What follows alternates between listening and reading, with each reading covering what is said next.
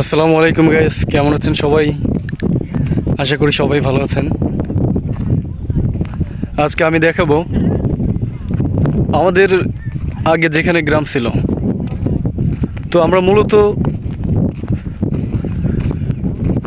নদী ভেঙে অনেক ক্লান্ত। আসলে আমাদের বাড়িঘর নদীতে অনেক ভাঙছে, 6 থেকে 7 বারের মতো। তো আসলে এটা হচ্ছে পদ্মা নদী। দেখেন ভাঙার অবস্থা কি, প্রচুর ভাঙছে প্রচুর। আর এই দৃশ্যটা অনেক সুন্দর লাগছে। তো এই হচ্ছে নদী, পদ্মা নদী। এখন পানি কমে গেছে।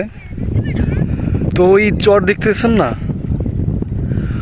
এই সামনে চর, তারও আরও অনেক পিছনে একটা চর আছে। ওই আমি আপনারা দেখতে পাচ্ছেন কিনা জানি না, তবে আমি জুম করে দেখানোর চেষ্টা করছি। তো ওই অনেক পিছনে একটা চর আছে। তো ওই চরে, মূলত ওই চরে আমাদের বাড়ি ছিল।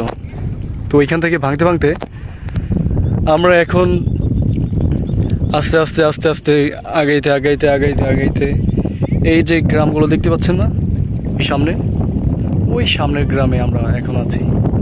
অনেক ভাঙছে আমাদের। আসলে আমরা নদীতে আমাদের সব কিছু নিয়ে গেছে, আমাদের ভিটামাটি, সম্পদ, জমি জমা যা আছে সব কিছু। তো এখনও নদী ভাঙছে। আসলে আমাদের এখান থেকে কোনো উদ্যোগ নেওয়া হচ্ছে না। অনেক মানুষ আশ্বাস দেয়, আসলে সেগুলো কাজ করে না, শুধু মুখে বলে। তো আমি এটা দেখানোর চেষ্টা করছি। আর একটা জিনিস কি, এইখানে আসলে না মনটা ভরে যায়। কি অপরূপ দৃশ্য, মনে হয় যেন তাকিয়ে থাকি। আমাদের অনেক সুন্দর এলাকা। কিছু সরিষার ক্ষেত, কিছু সরিষা হয়েছে এখানে, অনেক সুন্দর লাগছে।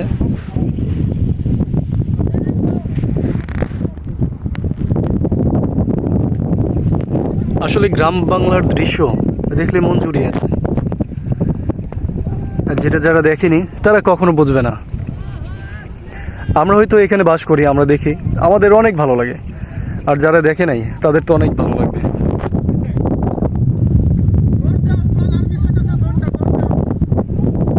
কি সুন্দর।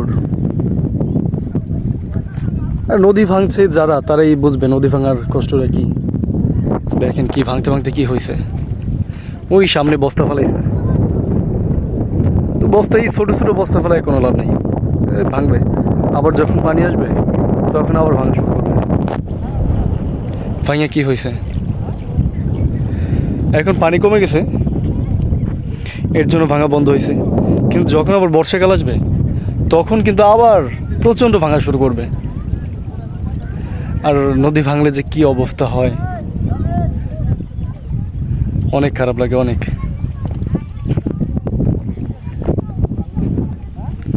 তো আজকের ভিডিও এই পর্যন্তই। আমি কতটুক সন্ধান দিতে পেরেছি সেটা আপনারা দেখে বুঝবেন। তো ভিডিওটি ভালো লাগলে লাইক করবেন, কমেন্ট করবেন এবং শেয়ার করে দিবেন। ধন্যবাদ।